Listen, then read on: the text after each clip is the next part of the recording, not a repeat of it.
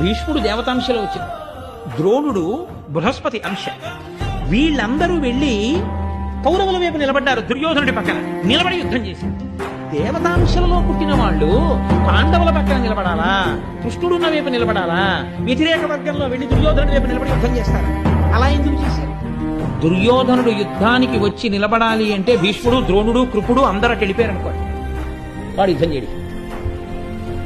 ఎవరిని చూసుకుని యుద్ధం చేయనంటాడు, ఎవరిని చూసుకుని యుద్ధం చేయనని యుద్ధం చేయడం మానేశాడు అనుకోండి, పన్నాగాలు పన్నుతూనే ఉంటాడు. ఎప్పుడు ఎలా రాక్షసాంశలు పోవడం?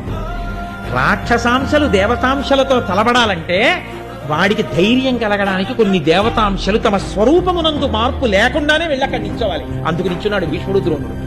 అది మహాభారతంలో అత్యంత చమత్కారం. అందుకని భీష్మద్రోణులు నిల్చున్నారు తప్ప చేత కాకో దుర్యోధనుడు మోచేతి నీళ్ల కోసమో వెళ్ళి నిలబడ్డ వాళ్ళు కాదు. అందుకని వాళ్ళు అక్కడ నిలబడకపోతే ఆ యుద్ధంలో వాళ్ళు పడరు రాక్షసులు.